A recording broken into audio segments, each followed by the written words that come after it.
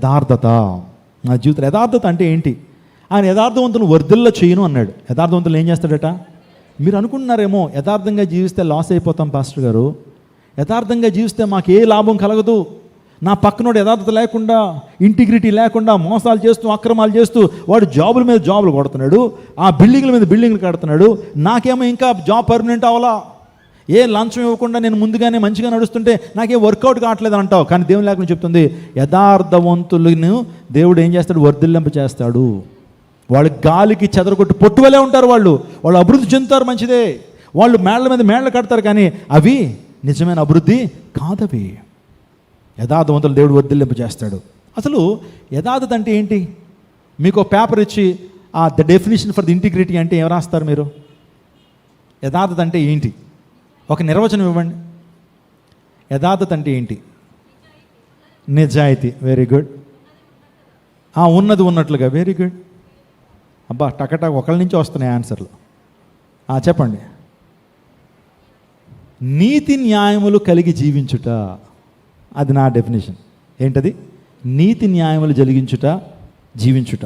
నేను 5 విషయాలు మీకు చెప్పాలనుకుంటున్నాను. ఇంటిగ్రిటీ అంటే ఏంటి? ఇంటిగ్రిటీ అంటే యథార్థత, సత్యము అనే మాట, ట్రూత్ అనే విషయం. సో యథార్థత అంటే ఏంటి? ఫస్ట్ది నిజాయితీ, ఇంగ్లీష్లో చెప్పాలంటే హానెస్టీ. రెండోది నిలకడ, కన్సిస్టెన్సీ. మూడోది ఫెయిర్నెస్. ఏం ఫెయిర్నెస్? ఫెయిర్నెస్, న్యాయం. నాలుగోదిగా నైతిక ధైర్యం, మోరల్ కరేజ్ అంటాడు, మోరల్ కరేజ్. ఇంటిగ్రిటీ అంటే ఈ యొక్క 4 నిర్వచనాలు వస్తున్నాయి: honesty, consistency, fairness, moral courage and strong ethics. తెలుగులో చెప్తాను చూడండి. హానెస్టీ అంటే నిజాయితీ, కన్సిస్టెన్సీ అంటే నిబద్ధత. ఏంటది? నిబద్ధత. ఆ తర్వాత ఫెయిర్నెస్ అంటే న్యాయం, సమన్యాయంతో వ్యవహరించడం, అందరినీ సమానంగా చూడటం. ఏమంటే ఫెయిర్నెస్ అంటే ఫెయిర్గా ఉండటం. కొన్ని సందర్భాల్లో ఫెయిర్గా ఉండరండి వాళ్ళు అని చెప్తూ ఉంటారు. అంటే పక్షపాతం కొన్ని సందర్భాల్లో ఈ ఫెయిర్నెస్ లేకపోవటం. ఆ తర్వాత మోరల్ కరేజ్, నైతిక ధార్మికత అన్నారు దాన్ని. కష్టం వచ్చినా సరే నిజానికి నిలబడటం. ఈ ధార్మిక గురించి మాట్లాడతాను మీకు. మోరల్ కరేజ్ అంటే అర్థం ఏంటంటే, బైబిల్ గ్రంథంలో కొంతమంది మోరల్ కరేజ్ని కలిగి ఉన్నారు. కష్టాల్లో కూడా వారు నిలబడగలిగారు. ఆ టైంలో వారు పరిశుద్ధను వదిలేయచ్చు, ఆ టైంలో దేవుని వదిలేచ్చు, కానీ ఆ టైంలో కూడా వదలనటువంటి వారు మనకు తెలుసు. యోసేపు ఉన్నాడు. యోసేపు వాస్తవానికి కష్టాల్లో కూడా దేవుని విడిచిపెట్టాడా? దేవుడు నన్ను చూస్తున్నాడు, దేవుడు నన్ను గమనిస్తున్నాడు అనేటువంటి ఆ నిజాయితీని కలిగినాడు, ఆ ఇంటిగ్రిటీ కలిగి ఉన్నాడు. కాబట్టి యోసేపు బహుగా దీవించబడ్డాడు. దానియేలు మీరు చూడండి. దానియేలు వాస్తవానికి ఆ దేశంలో ఎలాగైనా జీవించవచ్చు, ఎందుకంటే తను ప్రశ్నించేటువంటి వారు ఎవరు లేరు ఆ దేశంలో. కానీ అడపాదడపా జీవించవచ్చు. కానీ ఆ వ్యక్తి నిజాయితీని కలిగి ఉన్నాడు. సింహబోన్లో వేస్తానని చెప్పినా సరే ఆ వ్యక్తి ప్రార్థన చేయకుండా మానలేదు, డానియల్. ఆ తర్వాత మూడో వ్యక్తి Job. Refuse to curse God despite immense suffering and total loss. తన జీవితంలో రిఫ్యూజ్ టు కర్స్, దేవుణ్ణి శపించలా, దేవుణ్ణి దూషించలా. ఆ టైంలో మొత్తం అంతా కోల్పోయినటువంటి యోబు జీవితంలో యోబు దేవుణ్ణి దూషించలా, కానీ తన భార్య అయితే దూషించింది. ఇంకా నువ్వు యథార్థతను విడిచిపెట్టవా అన్నదే. సాతానుగాడు యోబుని చాలా రకాలుగా కొట్టాడు. సంసోన్ దగ్గరికి సాతానుడు ఎలా వచ్చాడు? స్త్రీ రూపంలో, దెలీలా రూపంలో వచ్చాడు. ఆ తర్వాత దావీదు దగ్గరికి సాతానుడు ఎలా వచ్చాడు? సింహం వలె వచ్చాడు, జయించాడు. సంసోన్ దగ్గరికి సంసోన్ దగ్గరికి సాతానుడు ఎలా వచ్చాడు చెప్పండి? ముందు ఎలా వచ్చాడు? సాతానుడు సంసోన్ దగ్గరికి ముందు ఎలా వచ్చాడు? ఒక సింహం వలె వచ్చాడు. ఏం చేశాడు? సింహాన్ని చీల్చి అవతల పాడేశాడు. ఆ తర్వాత సాతాను సంసోన్ దగ్గరికి నక్కల రూపంలో వచ్చాడు. ఏం చేశాడు? తోక కలిపి ఫిలిష్తీయుల చేలలో వదిలేశాడు. ఇంకేమీ వర్కౌట్ కావట్లా. కానీ చివరికి శాంసన్ దగ్గరికి సాతానుడు స్త్రీ రూపంలో వచ్చాడు, దెలీలా రూపంలో వచ్చాడు. దెలీలాకు లొంగిపోయాడు. అప్రీతోజనాంగం సాతానికి తెలుసు మన వీక్నెస్ ఏంటో తెలుసు. ఆ వీక్నెస్ దగ్గరే వాడు అటాక్ చేస్తూ ఉంటాడు. వాటి మీదే ఏం చేస్తూ ఉంటాడు? కొడతా ఉంటాడు. ఈవెన్ బాక్సింగ్లో మనం ఫైటర్స్ ఏం చేస్తారంటే ఆ వీక్నెస్ కనుక్కుంటారు, ఆ వీక్నెస్ మీద కొడతా ఉంటారు. ఆ వీక్నెస్ మీద 10 సార్లు కొట్టేటప్పటికి ఇంకా 11th టైం కొలాప్స్ అయిపోతారు వాళ్ళు. సాతానుగాడు కూడా నీ వీక్నెస్ తెలుసు, ఏ ఏరియాలో నువ్వు వీక్కో తెలుసు, ఆ ఏరియాలోనే వాడు కాన్సన్ట్రేట్ చేస్తాడు. కొంతమంది డబ్బు దగ్గర డబ్బు చూసేటప్పటికి వాళ్ళకి వీక్ అయిపోతూ ఉంటారు, ఆ డబ్బుతో కొడతాడు.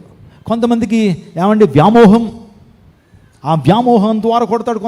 కొంతమంది స్త్రీలకైతే పురుషులు అనేటువంటి ఆ యొక్క వ్యామోహం ద్వారా కొడతాడు. స్త్రీలకైతే పురుషులైతే స్త్రీలకి. దాని ద్వారా కొట్టాడు. వెల్త్ కావచ్చు, వైన్ కావచ్చు, ఉమెన్ కావచ్చు. చాలామంది పురుషులకి WW. అని పిలుస్తారు. Wealth, wine and women. ఈ మూడింటితో చాలా జాగ్రత్తగా ఉండాలని దేవుని లేఖనం చెప్తుంది. నా ప్రియదేవుని నేను ముందుకు వెళ్ళిపోతున్నాను.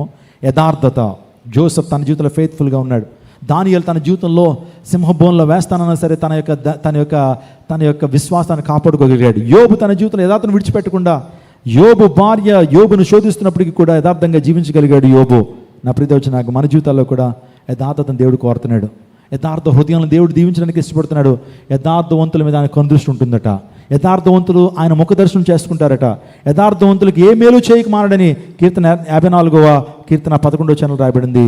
నా ప్రియత ఇంటిగ్రిటీని దేవుడు కోరుతున్నాడు. యథార్థంగా జీవిద్దాం, యథార్థంగా దేవుని ఆరాధన చేద్దాం, నమ్మకత్వంతో ప్రభుని వెంబడిద్దాం. నమ్మకస్తులుగా మనం ఉంది. అబ్రహాం తన జీవితంలో నమ్మకస్తులుగా బ్రతికాడు. మోషే తన ఇల్లు అంతట్లో నమ్మకమైనటువంటి వాడని దేవుని లేఖనం సెలవిస్తూ ఉంది. కాబట్టి మన జీవితంలో నమ్మకత్వాన్ని కలిగి దేవునికి ఇచ్చిన కుటుంబ విషయంలో నమ్మకంగా ఉండండి. దేవునికి ఇచ్చినటువంటి కుటుంబాన్ని బట్టి నమ్మకంగా ఉండటం మాత్రమే కాదు, దేవునికి ఇచ్చిన సంఘాన్ని బట్టి నమ్మకంగా ఉండండి. దేవునికి ఇచ్చిన ఉద్యోగ విషయంలో నమ్మకంగా ఉండండి. దేవునికి ఇచ్చిన ధన విషయంలో నమ్మకంగా ఉండండి. దేవునికి ఇచ్చిన భార్య విషయంలో, నీకు ఇచ్చిన భర్త విషయంలో నమ్మకంగా జీవిద్దాం. తద్వారా దేవుని ఆశీర్వాదాలు మెండుగా పొందుకుంది. ఈరోజు మెసేజ్ ఏంటో తెలుసా? జ్ఞానము, యథార్థత, మూడోదిగా యుక్త మార్గము. యుక్త మార్గం తప్పక నడుచుకున్న వారికి ఆయన కేడముగా ఉన్నాడని మనం చదివాం. యుక్త మార్గం అంటే దైవిక మార్గం. యుక్త మార్గం అంటే దేవుని మార్గము. యుక్త మార్గం అంటే మంచి మార్గము. స్తోత్రం చెప్పండి, హల్లెలూయా. ఏమంటే 2 రోడ్లు ఉన్నాయి, ఒకటంతా గతుకులతో ఉంది, ఇంకోటి ఏమో బాగుంది. ఏ రోడ్లు వెళ్తాం మనం? మంచి మార్గంలోనే వెళ్తాం. ఈరోజు మంచి మార్గంలో వెళ్ళాలి. దేవుడు చెప్తున్నాడు ఏమో తెలుసా? జీవమును, మేలును, మరణమును, కీడును నీ ఎదుటే ఉంచాను. ఏది కావాలో నువ్వే కోరుకో. జీవాన్ని, మరణాన్ని ముందు ఉంచాను, కీడును అదే రీతిగా మేలుని ముందు ఉంచాను. ఏది కావాలో కోరుకో. యేసయ్య మార్గం మంచి మార్గం. ఈరోజు చాలా మార్గాలు ఉన్నాయి. జ్ఞాన మార్గం, ముక్తి మార్గం. ఏమంటే చాలా మార్గాలు ఉన్నాయి కదా. మన భారతదేశంలో జ్ఞాన మార్గం. దేవుని ఎలా చేరుకోవచ్చు అంటే జ్ఞానాన్ని బాగా సంపాదించడం ద్వారా దేవుని సంపాదించవచ్చు అంటారు చాలామంది. ముక్తి మార్గం, ఇంకా చాలా జ్ఞాన మార్గాలు, ముక్తి మార్గాలు చాలా ఉన్నాయి. కానీ ఓ మాట చెప్తున్నాను, దైవిక మార్గం, యేసయ్య మార్గం అని లోకానికి వచ్చి నేనే మార్గమును, సత్యమును, జీవమును, నా ద్వారా తప్ప ఏ ఒక్కరు తండ్రి వద్దకు చేరని దేవుని లేఖనాలు సెలవిస్తూ ఉన్నాయి. ఈరోజున ఈ యొక్క యుక్త మార్గము, ఆయన మార్గంలో రాజ్య మార్గము, అతి పరిశుద్ధ మార్గం అని యెషయా 38:8 రాయబడింది. ఆయన మార్గంలో నడిచేటువంటి వారికి దీర్ఘాయుష్మంతులు అవుతారని దేవునికి సెలవిస్తూ ఉంది. ఎంతమందికి దీర్ఘాయుష్మంతులు అవ్వాలని ఆశ ఉంది? దీర్ఘాయువు ఎంతమందికి కావాలి? అందరికీ కావాలి. మనం బ్రతకాలి, అనేకలను బ్రతికించాలా, మనం జీవించాలి, అనేక మందికి జీవాన్ని పరిచయం చేయాలా, అందుని బట్టి మనం బ్రతకాలి. స్తోత్రం చెప్పండి. దీర్ఘాయుష్మంతులు అవ్వాలంటే ఏ మార్గంలో నడవాలి? ఏమండి, దేవుని మార్గంలో నడిస్తే దీర్ఘాయుష్మంతులు. ప్రాక్టికల్గా చెప్పనా? నీ జీవితంలో యేసయ్య మార్గంలో నడిస్తే కనుక నీ జీవితంలో వ్యసనాలు ఏలుబడి చేయవు కదా. యేసయ్యను నమ్ముకోవడం ద్వారా నువ్వు మంచి మార్గంలో ఉంటావు. యేసయ్యను నమ్ముకోవడం ద్వారా చెడు చెయ్యు, చెడు చూడవు, చెడు వినవు, ఇంకో మాటలో చెప్పి చెడు చేయు. చాలామంది యేసయ్యను నమ్ముకోవడం ద్వారా వారికి ఉన్న మద్యపానమైనటువంటి ఆ భయంకర వ్యసనాన్ని విడుదల చేశారు దేవుడు. చాలామంది ధూమపానం భయంకరమైనటువంటి ఆ వ్యసనం నుంచి దేవుడు విడుదల చేశాడు. ఇంకా డ్రగ్స్ తీసుకునేటువంటి వారు డ్రగ్స్ మానేశారు, గంజాయి తీసుకున్నవారు గంజాయిలు మానేశారు, అపవిత్రమైన జీవితాన్ని వారు విడిచిపెట్టారు. వారి జీవితంలో ఒక డిసిప్లైన్ లైఫ్ జీవించడం ద్వారా ఆటోమేటిక్గా లైఫ్ స్పాన్ పెరుగుతుందా పెరగదా? ఈ రోజున ఎందుకు థ్రోట్ క్యాన్సర్స్ ఎందుకు వస్తున్నాయి? ఈ రోజున హార్ట్ అటాక్స్ ఎందుకు వస్తున్నాయి? ఈరోజు క్యాన్సర్లకి నేను చెప్తున్నాను, అన్ని క్యాన్సర్లు లేకపోతే అన్ని జబ్బులు పాపం ద్వారా వస్తాయని అనట్లేదు. గుర్తుపెట్టుకోండి, ఈ యొక్క విషయాన్ని గుర్తుపెట్టుకోండి. అంటే కొన్ని సందర్భాల్లో మనం పరిశుద్ధులుగా జీవిస్తున్నప్పుడు దేవుడు కొన్నిటిని అనుమతిస్తుంటాడు మన జీవితాల్లో. నాకు షుగర్ వచ్చింది అని అంటే పాపం ద్వారా రాలేదు, దేవుడు కొన్ని సందర్భాల్లో నీ జీవితంలో దాన్ని అనుమతించాడు. ఒకవేళ గుండె సంబంధ రోగాలు నీకు ఒకవేళ ఉన్నట్లయితే గుండె సంబంధమైన రోగాల నుంచి గుండె సంబంధమైనటువంటి రోగము నీ జీవితంలో దేవుడు అనుమతింపజేశాడు. అంతేగాని అన్ని రోగాలు పాపం ద్వారా వచ్చాయని అనట్లేదు. కానీ మోస్ట్ ఆఫ్ ద సిన్స్, చాలా పాపాలు మాత్రం దేని ద్వారా వచ్చినాయో తెలుసండి? పాపం ద్వారానే వస్తుంటాయి. దాని యొక్క లిస్ట్ నేను చెప్పక్కర్లేదు, మీకు తెలుసు. ఈరోజు థ్రోట్ క్యాన్సర్స్ కావచ్చు, లంగ్ క్యాన్సర్ కావచ్చు, గుండె సంబంధ రోగాలు కావచ్చు, కిడ్నీ సంబంధ రోగాలు కావచ్చు, ఇవన్నీ కూడా ఈ యొక్క భయంకర వ్యసనాల ద్వారా వస్తున్నాయి. ఒకవేళ యేసయ్య మార్గంలో నడిచేటువంటి వారు దీర్ఘాయుష్మంతులు అవుతారంటే దేవుడు ఆ భయంకర వ్యసనాల నుంచి విడుదల చేశాడు. కాబట్టి నీ ఆరోగ్యం మెరుగుపడుతుంది. ఆరోగ్యం మెరుగుపోయిన తర్వాత నీ లైఫ్ స్పాన్ అవుతుంది, పెరుగుతుంది, నువ్వు దీర్ఘాయుష్మంతుడిగా ఉంటావు. It's a practical talk. నా ప్రియదోచనాగమా, ఒక మాట నేను చెప్తాను, ప్రకటన గ్రంథం 2:22 చదువుకుని ప్రార్థన చేసుకుందాం. ఇదిగో దాన్ని మంచము పట్టించి దానితో కూడా వ్యభిచరించువారు దాని క్రియల విషయమై మారు మనసు పొందితేనే గాని వారిని బహుశ్రమల పాలు చేతును. ఇక్కడ దేవుడు ఒక మాట చెప్తున్నాడు ఏంటంటే, సో ఇక్కడ కొన్ని హెచ్చరికలు మనం చూస్తున్నాము. మీరందరూ కూడా దైవిక జ్ఞానం కలిగి యథార్థ మార్గం అనుసరించి ప్రభువుకు ప్రీతికరమైన పాత్రగా జీవించాలని దేవుడు కోరుతా ఉన్నాడు. దానికి మారు మనసు నేను కలుగు చేస్తాను, దాన్ని నేను మరలా ఏం చేస్తాను, వర్ధిల్లింపు చేస్తాను దేవుడు వాగ్దానం చేస్తున్నాడు. నువ్వు నీతి మార్గం నడిస్తే, యుక్త మార్గం నడిస్తే దేవాదేవుడు నేను మేలుతో నింపుతాడు, ఆశీర్వాదాలతో నింపుతాడు, ఉన్నతమైన కృపలకు నేను పాత్రలుగా చేస్తుంటాడు. ఈ లోకంలో బతికినంత కాలము శాంతి, సమాధానము, ఆశీర్వాదము, ఆరోగ్యము, ఆదరణ దేవునికి ఇవ్వటం మాత్రమే కాకుండా ఈ లోకాన్ని విడిచిపెట్టినప్పుడు, ఈ లోకాన్ని ఏనాడని విడిచిపెట్టాలి, విడిచిపెట్టిన తర్వాత నిత్య కృపలోకి, నిత్య శాంతిలోకి, ఆ పరలోక రాజ్యంలో దేవుడు నేను ఉన్నతమైన స్థానంలో దేవుడు నిలుపుతాడు.